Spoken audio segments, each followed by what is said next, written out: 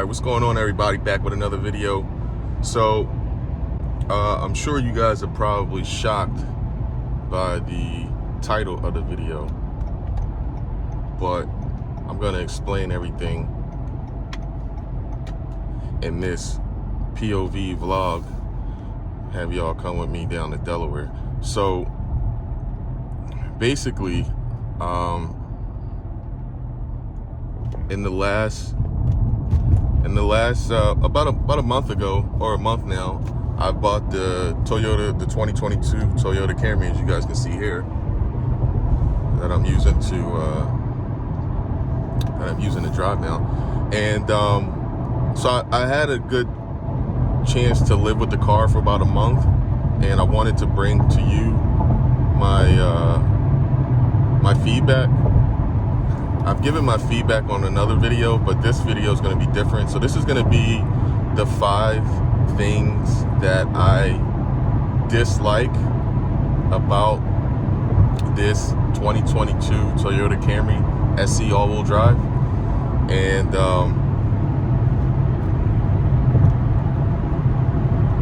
heats up high. So let's start. So there's 5 things that I'm gonna point out, but I'm gonna have a couple of bonuses because it's actually a little bit more than 5 things. Now, I gotta give you guys a quick brief history. I had the 2012 Toyota Camry. It was an LE, just a base model, cloth seats, no moonroof, very basic. It was a work car, sort of like this one I'm using now. But I actually enjoyed that car. 4-cylinder, did very well on gas. It was just good. Like I really didn't have no problem. I had no issues with that car, no mechanical issues. I changed the tires, did the oil changes, and that was it. I drove it. That was it. Those are the only things. If you pull the car history up on that car, that's the only thing that you would find. So I'm saying all this to say I really enjoyed that car, and I've had one before, which was a 2003 Toyota Camry LE, but that one had the moonroof, and I think that was about it. Yeah, no upgraded stereo, none of that stuff. So anyway, now I have the 2022, and I actually bought this car without even test driving it, because I just thought it was going to be a great product, sort of like the one I had just got rid of, because I had that car for a while, the 2012. And so here's the list. All right, here's the list of the 5 things that I don't like about that car. Now, like I said, I am a Toyota. I've owned 2 or 3 Toyotas in the past. This isn't my very first one, so I'm very familiar with the product. And I feel like on this one here, and this trim style, I don't know if they dropped the ball or what, but when I get to the list, maybe you guys understand me. So let's get to the list. So there's 5 things that I don't like about this Toyota Camry. And I will do another video explaining the things that I do like about it.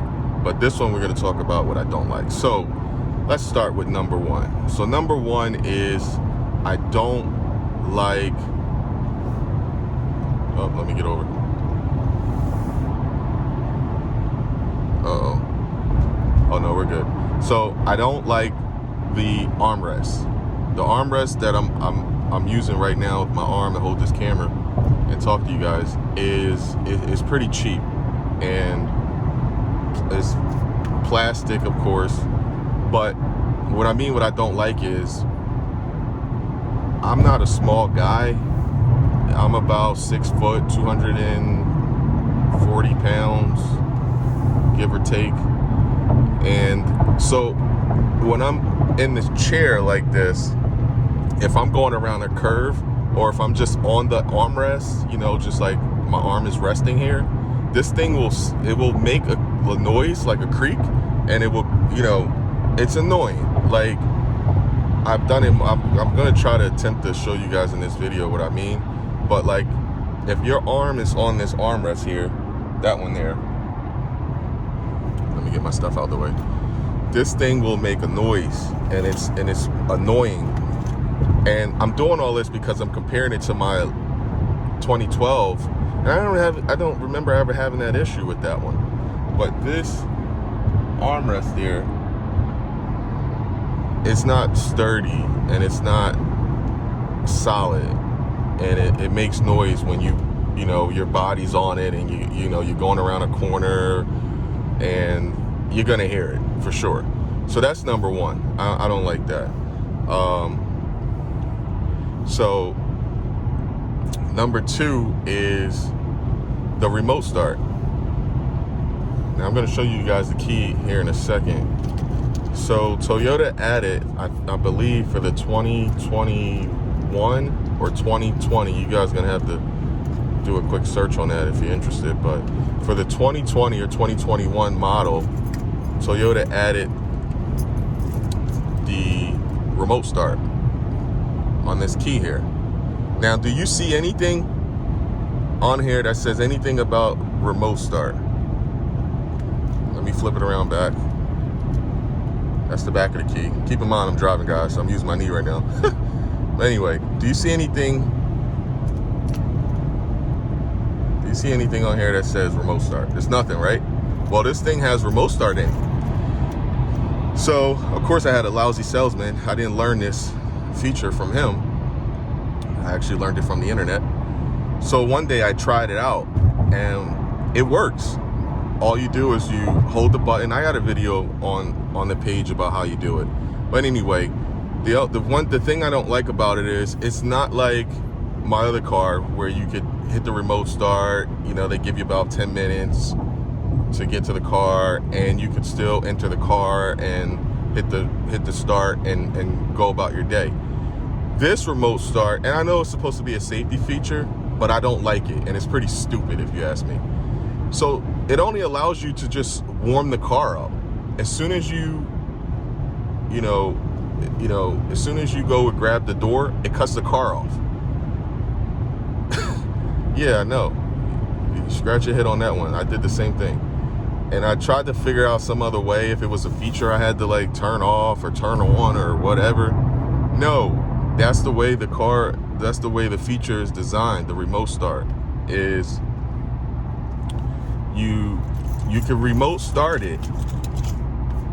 You get about 5 minutes, I believe, 5 to 8 minutes to get to the car before it shuts itself off, or you can shut it off by pushing the button again, which I showed you guys in the previous video, and it'll cut off.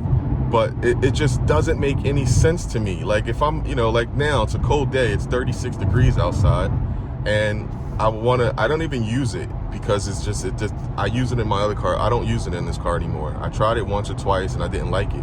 It's like, why are you cutting the car off when it's me that's pulling up to the car?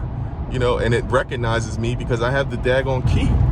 So I know for the new model, I believe the 2023 and beyond, they fixed that feature where now you can enter the car, use the remote start into the car, and hit the start, I guess, the start button, and then and then continue on. I just don't like that. Like, what's the point of having remote start if you can't enter the car while it's warming up or it just doesn't make any sense to me. So that's a feature I don't like. Actually, I don't use it. I hate that I have it, and I don't even use it because it's pointless. The moment you grab the door, it just cuts off. It cuts off. And I'm going to try to show you guys in this video. I'll try to show you in this video. So, okay, so let's move on. So that's number 2. So let's go on to number 3. All right, so number 3 is basically, I don't like this car. See, it does good on the highway. Like, with its new horsepower, I believe it's 203 horsepower. It does pretty good on the highway. But in stop and go city traffic, this car is not good. It's just not good. I'm sorry. Like, it just doesn't feel like the other one, the 20. That's all I have to compare it to, my 2012, and it just doesn't It just doesn't. It does to me. It just doesn't do good in stop and go traffic. And maybe it's because it has the 8 gears now. You know, the one prior, the 2012 model I'm referring to, it only has 6. And sometimes, so that's number, 3? That's 3, right? I don't like the stop and go in this. Now, don't have a stop and go feature where the car cuts off, the engine cuts off, but it just doesn't do well in stop and go traffic.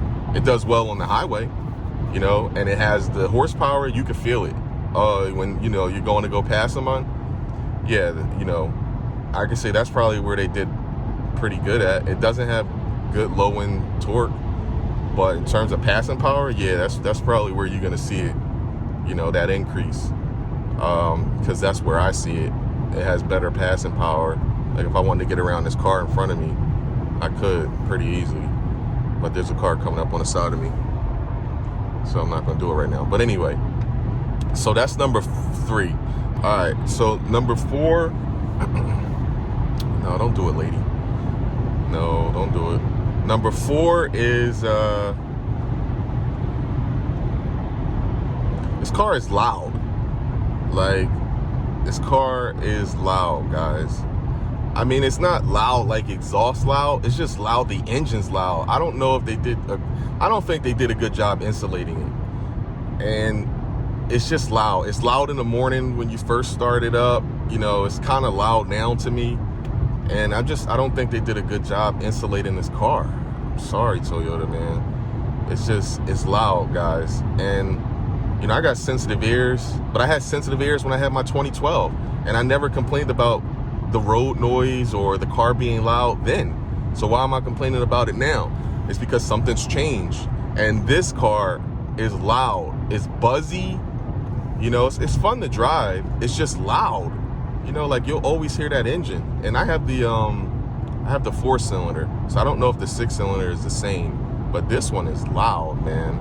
You know, not loud like obnoxious loud. It's just loud where you hear it all the time.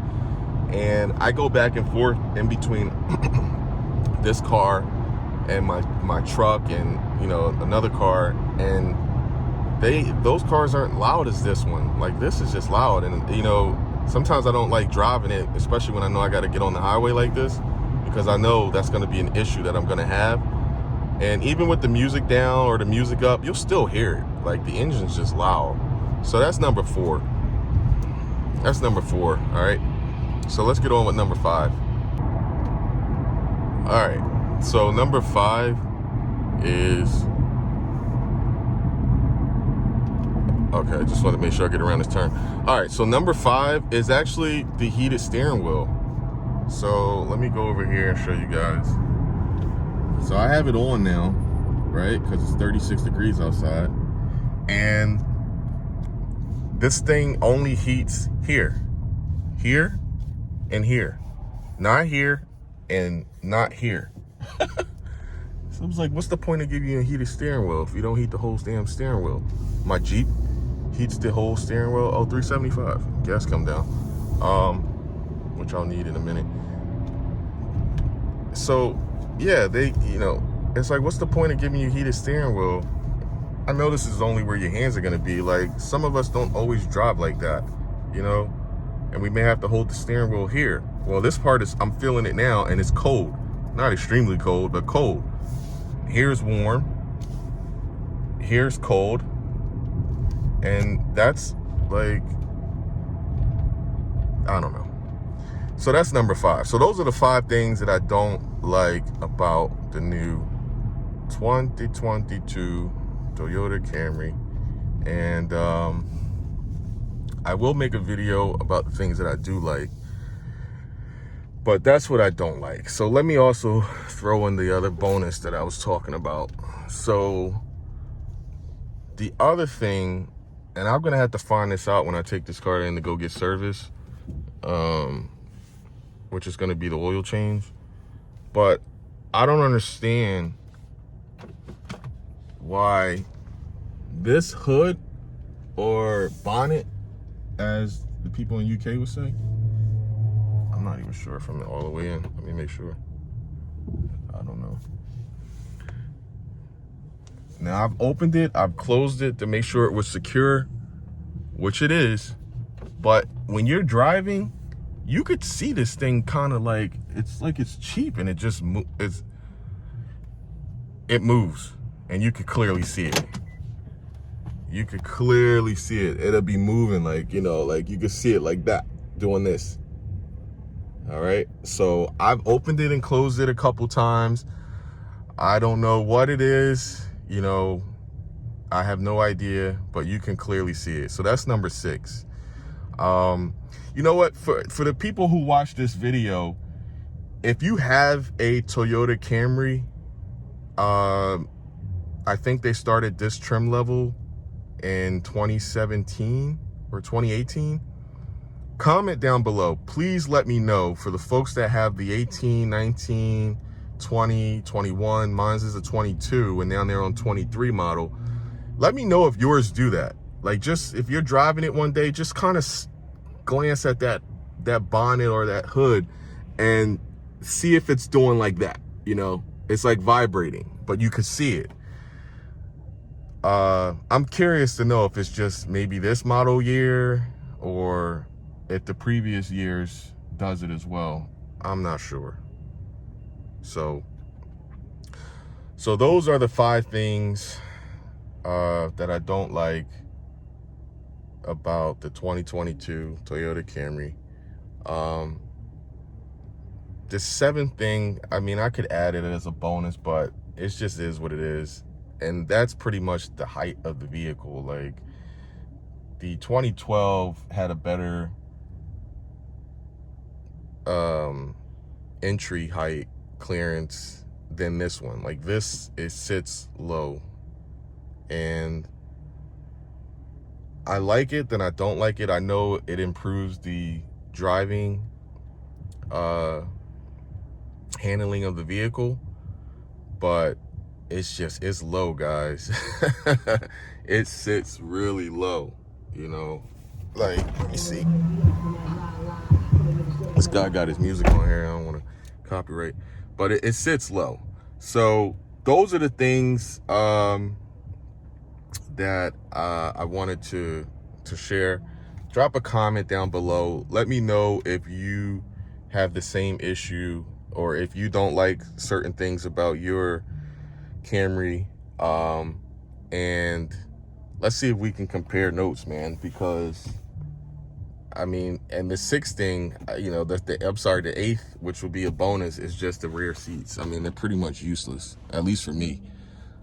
I mean, I know I can't get an adult back there. I don't even attempt to. It's just useless. I mean, I sit here sometimes, and I sit in the driver's seat. And so this is how, for me to feel comfortable, this is how the chair has to look. You know, maybe I could move this up some, but in terms of this part here, I got to put it back. You know, like, it's going to be uncomfortable for me.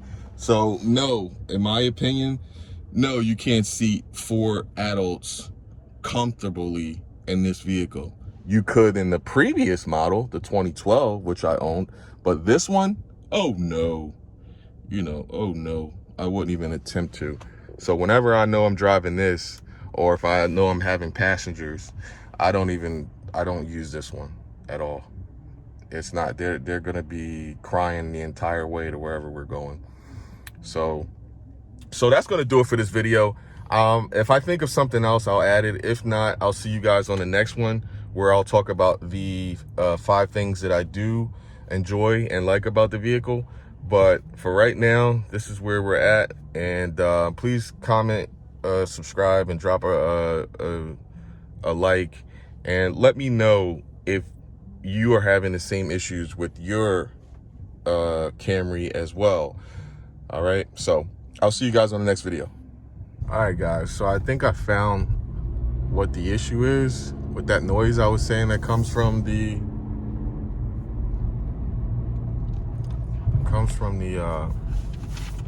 armrest. It's part of the armrest, and it's also the bolstering on this chair. Look, I hope you can hear that. See? When my body shifts to the right, it's the bolstering on this on this chair. So that is you know, it's right up against the armrest. Let me see. See? You hear it? You hear it? So it does that, right? Every time you like, you could, you know, if you're taking a bump, if you take a hard bump and your body moves, oh, you're gonna hear that noise. If you're coming around a corner, a sharp turn, or you know, some off ramp or something like that, you're gonna hear that noise. So yeah, that's a problem, because I don't remember my other car doing anything like that. Yeah, look, all I'm doing is shifting my body. All I'm doing is shifting my body to the right, and it's the bolstering, maybe in addition to the armrest, but it's definitely the bolstering. Look, you hear it? So that's the noise that I was talking about. So that's a problem. That's a problem, especially since this car is, I bought it practically brand new, only had about 7,000 or 8,000 miles on it. Now I'm at just under 12,000, like 11 and some change. So that's a major key. Just kidding. That's an issue. So that's the noise that I was talking about. I did it once or twice coming up the highway, and I thought to just quickly record it so you guys can hear it. So yeah, if your Camry is doing the same thing, please let me know. I have a 2022 SE all-wheel drive, and that is the noise I get whenever my body shifts to the right. Let me try to the left. No, nothing to the left. It's only when I go right. Look, I'll do it again now that I'm at a traffic light. Watch this. You hear it? So it's like the bolstering, like there. Oh, this video is gonna come out weird. Like here, up against the armrest here. So yeah, so that I wanted to share that with you guys. So let me know if yours is doing the same thing. But this sucks. So I'm gonna bring this up to the service agent when I take this in to go get the oil change. So I'll see you guys on the next video.